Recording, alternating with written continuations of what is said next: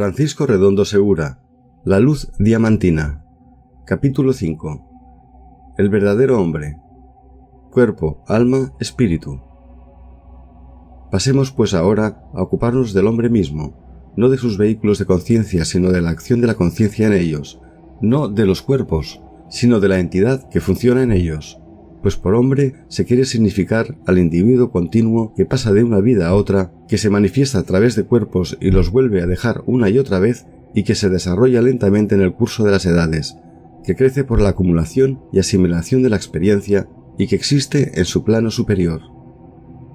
Según nos dice San Pablo, en la teología cristiana se ha dividido al hombre en tres partes: cuerpo, alma y espíritu.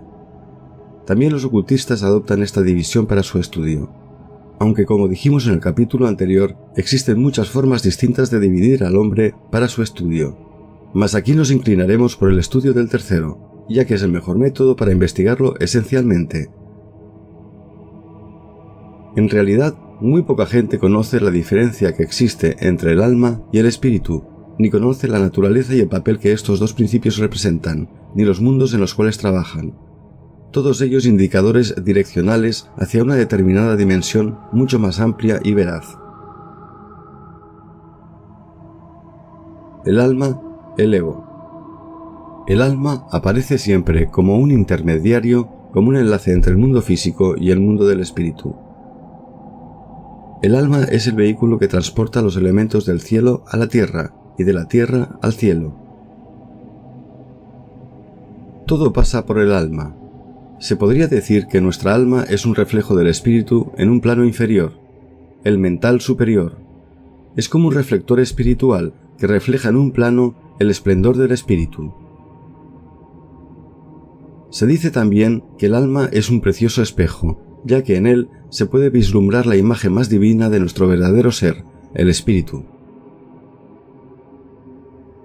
Cuando decimos que debemos hacer contacto con el alma, con nuestro yo superior, evidentemente nos estamos refiriendo a elevar nuestras conciencias a un punto más elevado, a un punto que está más allá de la simple conciencia física instintiva, y más allá de nuestras emociones y deseos, y más allá de los pensamientos e ideas personales. Hacer contacto con el alma o ego es ir precisamente más allá de nuestra personalidad, más allá de nuestros cuerpos inferiores que la forman. Por lo tanto, nos estamos refiriendo a que debemos polarizarnos en el plano del alma, en los planos mental superior y búdico, donde la verdad esencial, la luz más pura y el amor más intenso se manifiestan en un estado virginal. Nuestra alma divina es nuestro yo superior, una parte de nosotros mismos, una ficción de nuestro verdadero ser, o más bien, un reflejo del mismo. Es pues nuestra meta más inmediata hacer contacto con nuestra alma. En este estado espiritual, las perturbaciones y oscilaciones de los tres mundos inferiores no nos afectan, no nos confunden ni nos aferran a la materia, y por lo tanto el discípulo queda libre de la ilusión y libre para manifestar todo el potencial divino que le es inherente como hijo de Dios. El ejemplo más vivo que tenemos, que refleja en todas sus dimensiones esta fantástica integración entre el hombre y su alma divina, la tenemos reflejada en la vida y obra del Maestro Jesús. Él supo, mejor que nadie, demostrar qué ocurre cuando el alma, con todo su poder y gloria, se manifiesta en un hombre plenamente realizado. Jesús era la expresión humana y a la vez divina de la propia alma. Él vino a simbolizar, a través de su propia vida, lo que cada hombre debe hacer internamente. Él vino para mostrar el camino. Él era simbólicamente el alma del mundo. Por esta razón, dijo en los Evangelios: «Yo soy el camino que lleva al Padre. Solo a través de mí se llega al Padre». Efectivamente, Él lo dijo: solo a través del alma se puede llegar al Espíritu, al Padre. Esa es nuestra primera empresa. También ha habido otros maestros espirituales que a lo largo de la historia, conocida y oculta, han dado el mismo ejemplo y el mismo mensaje, en formas diferentes, pero esencialmente la misma, dependiendo de la cultura y del tiempo en que nos situemos. El alma, debido a su posición central e intermedia entre lo superior y lo inferior, contiene dentro de sí misma dos aspectos bien diferenciados. Se puede decir que es dual. Veamos. Una está enfocada hacia arriba, hacia el espíritu, y la otra está orientada hacia abajo, hacia la personalidad. Simbólicamente, la podemos expresar como dos triángulos separados, pero a la vez unidos por el mismo extremo inferior. Uno se manifiesta en el plano mental superior o abstracto, y el otro se expresa en el plano mental inferior o concreto. Por lo tanto, uno pertenece a la vida divina y la otra a la humana. Por esa razón, a una se la denomina alma divina y a la otra alma humana. Una misma alma expresándose en dos formas diferentes, en dos niveles distintos. El alma divina no tiene apegos a la forma, vive libremente e iluminada por el espíritu, en un cuerpo de luz, un reflejo del segundo principio divino, el amor. Realmente el alma divina pertenece sin lugar a dudas al quinto reino, al reino divino. Es nuestra conciencia en un plano espiritual, y cuando hacemos contacto con ella, cuando nos identificamos plenamente, el hombre ha alcanzado la tercera iniciación, la transfiguración, conocida por el cristianismo, y entonces nos hallamos libres de las ataduras de los tres mundos. En este momento expresamos perfectamente el principio crístico, el principio del amor divino. El espíritu trabaja sobre la materia por intermedio del alma. El alma es un instrumento para el espíritu, un instrumento del que éste se sirve para llegar al plano físico, el más denso de todos, porque el espíritu por sí solo no puede llegar a él, por ser él una energía muy elevada en vibración. Únicamente el alma tiene la posibilidad de alcanzar la materia y a través de ella el espíritu trabaja sobre la materia, modelándola, formándola y ordenándola. Sin el alma, sin las posibilidades del alma, el espíritu no tiene ningún poder sobre la materia. Si la mayoría de filósofos e incluso teólogos han escrito sobre el alma teorías tan complicadas e incluso totalmente erróneas, es porque no han observado bien la naturaleza. Todo se refleja en la naturaleza, y cuando sabemos cómo observarla, podemos encontrar la solución de las cuestiones más complejas y abstractas. Todos los problemas alquímicos, telúricos, mágicos, cabalísticos o astrológicos podemos encontrarlos resueltos en los fenómenos del plano físico. Hay que aprender a leerlos. Existe realmente una ciencia concerniente a la actividad del alma, en la que nos dice que ella es la mediadora entre el cielo y la tierra, y todo ello adquiere mayor significado si nos acordamos de lo que Cristo dijo: «Yo soy el Alfa y el Omega». Sí, Cristo, nuestro Cristo íntimo, que es nuestra alma divina, es aquel que hace descender las bendiciones del cielo y que hace ascender a las almas. Para llegar al cielo, a nuestro Padre Celestial, tenemos que pasar por Él. Evidentemente, todo lo que se está haciendo puede parecernos muy teórico. Para saber verdaderamente lo que es el alma, hay que ir a verla. Y ello es posible porque es material, de una materia tan ligera, tan tenue, tan sutil, que pasa por ser algo invisible, aunque en realidad podemos verla. El alma es un cuerpo de energía, un cuerpo luminoso, pero un cuerpo en definitiva, y este cuerpo también se disgregará un día, y entonces el hombre vivirá únicamente como espíritu, porque la verdadera esencia del hombre, su verdadero ser, es el espíritu. Veamos ahora por separado cada uno de los dos aspectos del alma.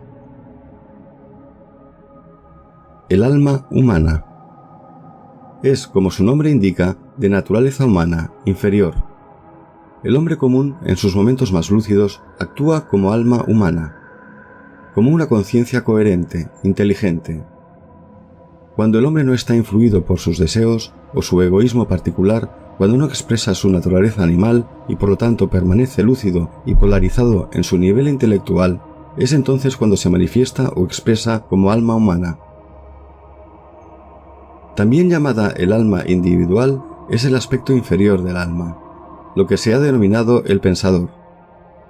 Una vez introducido en la materia, es cegado por los sucesivos velos constituidos por todos los niveles de la misma. El más tupido de estos obstáculos se halla representado por el cerebro físico, que actúa como válvula reductora de la conciencia. El cerebro limita la cantidad de información de la que la mente puede hacer uso, en tanto la mente, se halla confinada dentro de un cuerpo físico.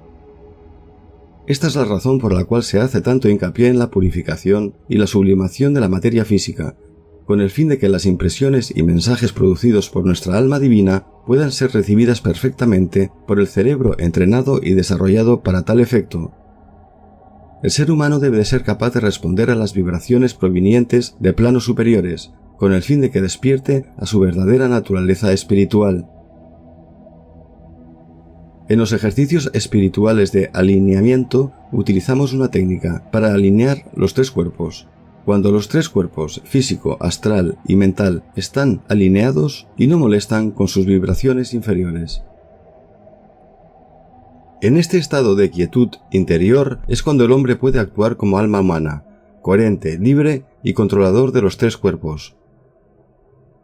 En este punto de identificación superior con nuestra conciencia elevada es cuando podemos trabajar para hacer contacto con su aspecto superior o alma divina. Y esto se consigue con la meditación y con una vida espiritual. Cuando hablamos de espiritualidad no nos estamos refiriendo a la vida mística o santurrona a la que estamos acostumbrados a creer. No se trata de aislarse del mundo y del pecado, sino de establecer en el mundo cotidiano, en el mundo de todos los días y en cualquiera de sus diversos aspectos, un puente por el cual podamos expresar todo nuestro manantial de espiritualidad, consagrando inteligentemente cada obra, cada acto, cada palabra, para el bien común, manifestando así el espíritu de la materia, el reino de Dios en la tierra. Este aspecto del alma humana desarrolla habitualmente su actividad por medio de la mente concreta, habiendo sido proyectado desde el alma hasta el interior de la materia en el momento de la primera encarnación como auténtico ser humano. Durante el largo ciclo de encarnaciones, este aspecto se va haciendo progresivamente más sensible a la carencia de su verdadero ser. La irresistible atracción de la afinidad de su propia identidad le impele a perseguir esa reunión como meta fundamental de su existencia, y ello promueve a la elevación espiritual, a la búsqueda. El alma divina. Es también llamada el alma total, y es la contraparte del alma individual o humana.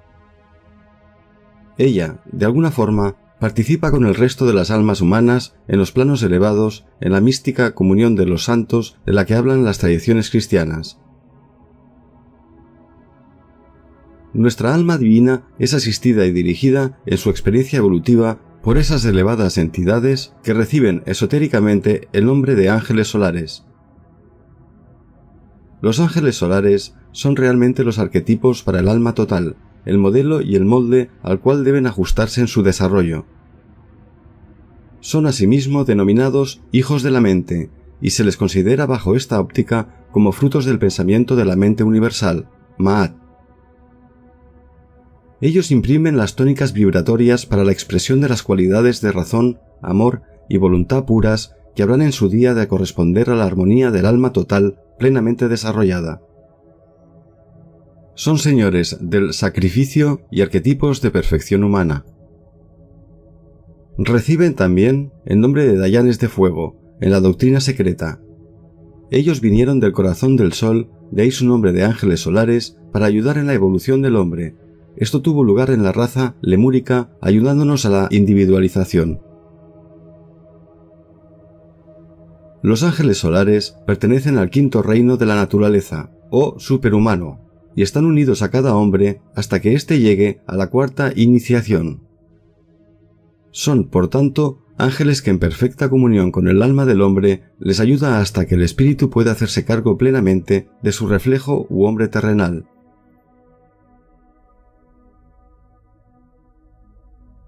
El espíritu, la mónada. Ante todo, hay que saber que el espíritu es nuestro real ser, nuestro verdadero yo, por encima de todos nuestros aparentes yoes. Es nuestro verdadero principio, nuestra verdadera fuente. En origen y en esencia somos el espíritu puro, que es a su vez una chispa de energía divina emanada del gran fuego del Creador. Es el espíritu, nuestro real ser, el que está hecho a imagen y semejanza de Dios. Por lo tanto, en espíritu somos sus verdaderos hijos. Esta es la razón por la cual muchos no entienden cómo, siendo el hombre tan imperfecto, puede semejarse a Dios, que sí es perfecto. La clave para entenderlo radica en que el hombre, cuando se identifica plenamente con su ser, con su espíritu, entonces sí que será como Él, como su Creador, como su Padre Celestial, pero hasta entonces solo podrá expresar una pequeña parte de su potencial, solo un reflejo tenue de su divinidad inmanente, solo podrá exteriorizar su yo inferior, el alma humana o animal. Al espíritu se le denomina de varias maneras, dependiendo de las diferentes escuelas filosóficas que haya. Algunos de estos nombres son espíritu, mónada, ser, esencia, padre, yo divino, que no hay que confundirlo con nuestro yo superior, que es nuestra alma divina. La tradición esotérica nos enseña, así como numerosas filosofías, sobre todo las orientales, que cada hombre es un dios, porque somos parte de él y él parte de nosotros. No hay nada de profano en ello, nada de soberbio o rebeldía por nuestra parte, sino que es la verdadera herencia que cada hombre posee por primogenitura esencial. El famoso escritor y dramaturgo William Shakespeare supo hacer una reflexión muy significativa al respecto cuando dijo: «¿Ser o no ser? Y ahí la cuestión». Él había dado en el blanco, pues el hombre puede o no ser, depende de su evolución alcanzada. Cuanto más se es, mayor es el nivel espiritual alcanzado. Mientras que, cuando menos estemos identificados con nuestro ser, nuestro espíritu, menor será nuestro grado de desarrollo y menos capacidad expansiva tendremos. La mónada, espíritu, permanece siempre, al principio de la creación, en su propio plano monádico. Y su primer esfuerzo consiste en descender, materializarse, poco a poco, para poder paulatinamente recoger las experiencias necesarias para su propia evolución. Vemos, pues, cómo a medida que desciende de plano, se va revistiendo de materia y materia cada vez más densa, con el doble propósito de divinizar la materia y materializar el espíritu, en todos los planos de la creación. Alguien, por supuesto, podría decir, si el espíritu es tan perfecto y puro, ¿qué necesidad tiene de evolucionar o encarnarse en la tierra? Bien, debemos entender que el espíritu es puro, divino, pero no perfecto o absolutamente sabio. De ahí la voluntad y la necesidad de experimentar y crecer hacia niveles más elevados de divinidad. La mónada es omnisciente en su propio plano, pero inconsciente en todos los demás, y para remediar esta condición deben velarse en sucesivas capas de materia, cada vez más densa, con objeto de llegar a ser omnisciente en todos los planos, y capaz de responder a cualquier tipo de vibraciones. El espíritu, mónada, es descrito como hijos que moran desde el principio de una edad creadora en el seno del Padre, y que no han alcanzado todavía perfección por el sufrimiento. Cada una de ellas es igual al Padre en cuanto a su naturaleza divina, como se dice en el credo de Atanasio. Cada una de ellas ha de penetrar en la materia para hacer todas las cosas sujetas a ella. Primera epístola de San Pablo a los Corintios 15:28. Ha de ser sembrada de divinidad para que pueda ser resucitada en poder. Epístola de San Pablo 15:43. Realmente no es en sí el espíritu el que desciende, ya que éste no podría hacerlo por su elevada vibración, sino una especie de avanzadilla de su propia conciencia, denominada esotéricamente Sutratma, o hilo de vida, y en él se ensartan los átomos permanentes como las perlas en un collar. Estos átomos tienen la particularidad de existir uno en cada plano y de ser permanentes, recogiendo, almacenando y asimilando todas las experiencias relativas a ese plano concreto, con lo cual nada se pierde, ninguna experiencia se olvida tras la muerte, sino que es almacenada allí, permaneciendo la evolución de una forma continuada, sin pérdidas ni olvidos. De esta manera, poco a poco, puede ir descendiendo de plano, hasta el último, o plano físico denso. Desde ese punto empieza la ascensión, la evolución, ya que lo anterior, el descenso a la materia, era la involución del espíritu a la forma. Vemos pues cómo las mónadas van dando vida a todos los reinos de la naturaleza, el mineral, vegetal, animal y humano. Naturalmente, a medida que cada reino va evolucionando, se acerca cada vez más al prototipo divino, al diseño originario del Creador.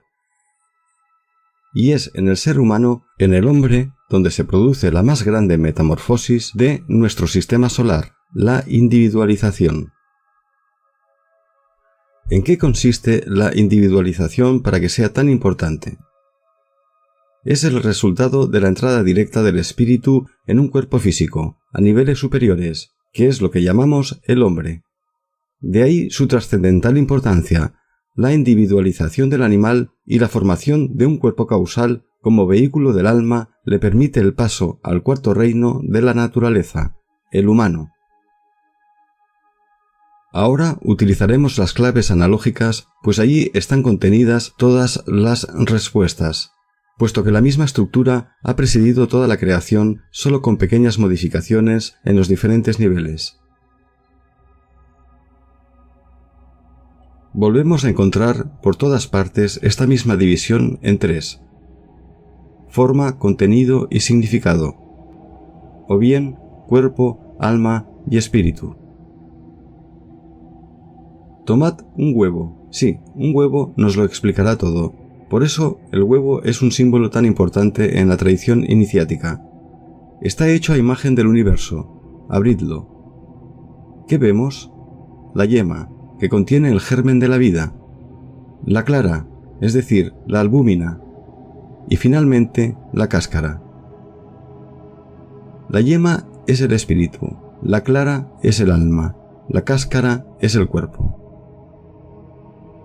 El germen está en el centro, la clara en medio y la cáscara en la periferia. La célula está también constituida siguiendo este mismo esquema. Todas las células tienen un núcleo, un citoplasma y una membrana. ¿Y qué pasa cuando se rompe la cáscara de un huevo? ¿Qué sucede? Todo se derrama y la vida se va. Igual que la cáscara, el cuerpo sirve para proteger la vida, es decir, el alma y el espíritu. Cuando el cuerpo se rompe, la vida se va, el alma y el espíritu le abandonan. ¿Qué es, pues, el alma? Al igual que la clara del huevo, el alma es portadora de todos los elementos nutritivos necesarios para el mantenimiento de la vida. Pero la vida misma procede del espíritu. El germen no se encuentra en la clara, sino en la yema. De la misma manera, la vida, la verdadera vida, se encuentra en el espíritu, y el alma la sostiene, la alimenta, la hace circular. Pero lo que también no hay que olvidar es que, aun cuando los presentemos como realidades diferentes, el espíritu, el alma y el cuerpo son de la misma esencia. Lo que difiere es la consistencia, el grado de materialización. El cuerpo es espíritu condensado. El espíritu es cuerpo, sutilizado, y el alma es el intermediario entre ambos. Vamos ahora a estudiar algunos conceptos que nos harán comprender mejor la naturaleza psíquica del individuo. La conciencia. Lo que llamamos generalmente conciencia puede ser definido como un lugar en que todos los representantes de nuestro organismo físico y de nuestro organismo psíquico han convenido encontrarse. La conciencia es una zona neutra, una zona franca donde elementos y fuerzas de diversa naturaleza vienen a dar su opinión y a expresarse en la medida en que las circunstancias lo permiten. Podemos también compararla a una pizarra o a una pantalla en la que se manifiesta todo lo que sucede en este mundo que es el ser humano. Según sea el grado de evolución del individuo, la naturaleza y el número de estas inscripciones son evidentemente diferentes. A veces nuestra conciencia no solo es influida por nosotros mismos, sino que es otra persona la que logra proyectar su voluntad y sus deseos en nuestra pantalla y nos empuja a realizar sus deseos sin que ni siquiera nos demos cuenta de ello. Creemos que somos nosotros mismos, pero en realidad es otro quien, de alguna manera, nos manipula. El iniciado es el hombre que está instruido para llegar a hacerse dueño de su propia consciencia, y no se deja influir ni por las fuerzas externas ni internas que provienen de su subconsciente. Un iniciado ha comprendido que los intereses de los diferentes cuerpos y órganos que hay en él deben converger en el interés de todo el ser y, en consecuencia, impone la armonía a todos estos representantes, con lo cual su conciencia se transforma en supraconciencia. Lo que llamamos conciencia en los hombres corrientes no es a menudo otra cosa que la manifestación de su subconsciencia. Todos los instintos heredados, todas las tendencias animales instintivas, intentan continuamente manifestarse, proyectarse en la pantalla de la conciencia. Por eso, cuando el discípulo comienza a adentrarse en el camino de la iniciación, debe esperar encontrarse con sorpresas. Podemos decir que la conciencia es el reflejo de las preocupaciones del hombre, de su manera de vivir, y solo existe como una consecuencia de todos los procesos físicos y psíquicos que se desarrollan en el ser humano. Es una pantalla en la que proyectan las imágenes de la vida externa e interna. Si vuestra conciencia es desgraciada, si es presa de angustias y de obsesiones, hasta que no cambie de vida, es inútil que intente escapar de estas angustias y obsesiones. De lo contrario, es como si estuviera descontento con las imágenes que se proyectan en una pantalla y quisiera cambiar la pantalla en lugar de cambiar la película. La conciencia se manifiesta al nivel del cerebro, pero este es el resultado del funcionamiento de todas las células. Hay que actuar, pues, sobre las células para cambiar la conciencia, y no sobre la pantalla, porque está al margen de todo eso. La pantalla es la parte femenina, la parte que simplemente refleja una realidad interior, y la vida que se proyecta en la parte masculina, el comportamiento real, el cual debemos cambiar si queremos que en la pantalla de la conciencia se reflejen imágenes más bellas, más armoniosas. Podemos decir que el espíritu tiene su conciencia, tiene una conciencia mucho más elevada que la que pudiera tener, por ejemplo, el alma. Y el alma divina tiene una conciencia más amplia que la del alma humana. De esta manera podríamos ir ascendiendo o descendiendo en los niveles de conciencia de cada plano, de cada estado o cuerpo de manifestación determinado. La conciencia está delimitada por la evolución alcanzada por el individuo. El subconsciente. Desde hace unas décadas se oye hablar mucho sobre el subconsciente. Los psicoanalistas que se han puesto a explorarlo ignoran lo peligrosas que son las regiones del ser humano que están removiendo, regiones en las que se apiñan todos los monstruos prehistóricos. Todos estos animales ancestrales están presentes en el subconsciente del hombre. Debemos saber que las verdaderas transformaciones nunca se han producido por el pensamiento, en la conciencia, sino con las fuerzas del subconsciente. Por eso, para obtener la realización de nuestras aspiraciones espirituales, debemos aprender a descender a nuestro subconsciente, depositando en él la imagen de esas aspiraciones. Gracias al trabajo consciente, la realización acabará por producirse un día, pero necesitamos mucho más tiempo que si pudiéramos trabajar con el subconsciente, porque las puertas de la subconsciencia, que está ligada al mundo vegetal, están muy cerca del plano físico y por lo tanto de la realización, mientras que la supraconsciencia está muy lejos. Por eso, si llegamos a situar nuestros deseos en la región de la subconsciencia, estos podrán realizarse mucho más rápidamente. El subconsciente es una región muy vasta y peligrosa, comparable a las profundidades del océano. Si queremos zambullirnos en ella, sin el material necesario, quizá no podamos contarlo, porque en estas regiones, en estas profundidades, hay monstruos que nos pueden devorar. Sabemos que para descender a las profundidades de los mares o a las cavernas subterráneas hay que ir bien equipados. Y por otra parte, para acometer cualquier empresa que sea un poco peligrosa, es necesario estar físicamente entrenado y además ir bien equipado para poder protegerse.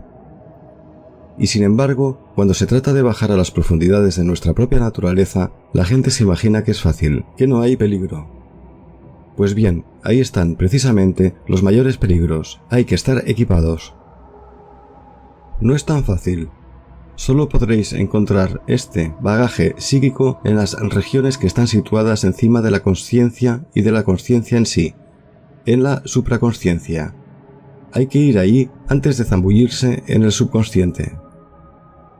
Esto quiere decir que hay que adquirir conocimiento sobre la estructura de estas regiones y la naturaleza de las entidades que las habitan, y también que se necesita haber desarrollado ciertas virtudes, la pureza y el autocontrol, para poseer una aura poderosa que permita descender a los abismos sin peligro. Ante todo, hay que conectarse con los espíritus superiores del mundo de la luz, pedirles armas, protección, y solo entonces podremos partir hacia el combate, porque al sentir que estamos armados, las entidades inferiores se dispersarán. Y si estamos en peligro, las entidades celestiales, que saben que al término de su evolución el hombre debe explorar los abismos que hay en él, no os abandonarán. En el subconsciente está todo el recuerdo de los tiempos, desde nuestra primera experiencia en la Tierra hasta el recuerdo de toda nuestra evolución desde el inicio de los tiempos. Todo, absolutamente todo, está grabado en el subconsciente, ya que de otra manera la evolución sería imposible al no tener una continuidad y relación de experiencia vividas para seguir evolucionando, desde nuestros errores hasta nuestros perfeccionamientos. Solo así, reteniendo en el subconsciente todas las experiencias vividas, podemos ir avanzando. Para el subconsciente, así como para el alma, no existen experiencias buenas ni malas, todas son experiencias enriquecedoras para nuestra evolución. Lo que ocurre respecto al peligro existente en el subconsciente es el de que al introducirnos en él, sin un verdadero autocontrol de nuestra naturaleza inferior, puede suceder muy fácilmente que despertemos dolores, sufrimientos, complejos, angustias, etc., ya pasadas y olvidadas para nuestro pequeño e infantil consciente. Para el ocultista entrenado es necesario explorar estas regiones subconscientes, pero él va con una antorcha encendida con el fin de iluminar el subconsciente. El subconsciente debe ser iluminado totalmente, ya que esa parte de nosotros mismos permanece prácticamente a oscuras durante todas nuestras existencias. La oscuridad en nosotros debe ser iluminada. No debe existir en nuestra naturaleza ninguna parte en oscuridad. Y esto se consigue trabajando y ejercitándonos en atraer la luz. Esa luz proviene de nuestro ser superior, de nuestra verdadera alma divina y del espíritu que es nuestro verdadero ser. La ciencia más antigua del mundo, la ciencia sagrada o arcaica, ha enseñado a través de los maestros, iniciados y discípulos por todo el mundo el conocimiento esotérico, cómo hacer despertar al hombre del sueño de la ignorancia y cómo convertir el inconsciente en consciente, es decir, hacernos poseedores de todo nuestro verdadero potencial que heredamos de nuestro Creador. En eso consiste el camino espiritual, en ir despertando a nuestra verdadera naturaleza divina. La supraconsciencia. En su origen, el hombre era un espíritu puro creado a imagen de Dios, y vivía en el seno del Eterno. Pero todo lo que había vivido, en la paz y en la luz, quedó olvidado y prácticamente enterrado en el transcurso de su descenso a la materia. Sin embargo, aquella experiencia quedó inscrita en esta región que los iniciados llaman supraconsciencia, que es la región del futuro y del pasado lejano, pero mucho más lejano aún que el pasado que tenemos en común con los animales, el pasado de nuestra vida en el paraíso. De la inconsciencia en los reinos inferiores pasamos a la consciencia del reino humano, y de la consciencia humana pasamos a la supraconsciencia divina, que es el estado natural del alma. El alma divina es supraconsciente, ya que ve el mundo de las causas del origen de todos los efectos y procesos de la vida. Curiosamente, ser más consciente quiere decir precisamente ser menos inconscientes, con lo cual podemos deducir que debemos ganar terreno al subconsciente, iluminarlo para que éste forme parte del consciente.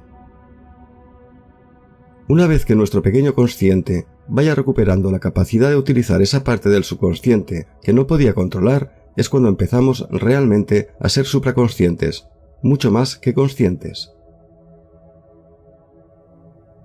La intuición forma parte de la supraconsciencia. La intuición es el instrumento del alma. La verdadera intuición es el reconocimiento instantáneo de la verdadera naturaleza de las cosas. La intuición está justamente por encima del intelecto, y su función es de naturaleza divina y natural. Los animales poseen instinto, los hombres poseen intelecto, y los iniciados intuición. Son tres aspectos de un mismo patrón, pero bien diferenciados. Cada uno pertenece a un reino, aunque con una salvedad. El hombre puede desarrollar la capacidad de la intuición trascendiendo el intelecto en una misma vida, y convertirse en un iniciado, cosa que no puede hacer un animal por no estar individualizado. Daremos un ejemplo sencillo que nos permitirá comprender lo dicho fácilmente. Imaginad que en una caída habéis recibido un golpe violento en la cabeza y os habéis desmayado. Estáis sumidos en la inconsciencia. Tratan de reanimaros y empezáis a moveros ligeramente, sin abrir aún los ojos. Estáis en el estado de subconsciencia. Después de algunos segundos, abrís los ojos y os dais cuenta de que estáis tumbados en el suelo, rodeados de gente, pero sin saber todavía lo que ha sucedido. Es el estado de consciencia. Después volvéis en sí completamente. Tenéis el dolor, comprendéis lo que os ha sucedido y cómo os ha sucedido. Es el estado de consciencia de sí mismo. Finalmente os encontráis totalmente restablecidos, felices, reconociendo a vuestros familiares, amigos, etc., comprendiendo que hubiera podido ser peor y dando gracias al cielo por habernos protegido. Es el estado de supraconsciencia.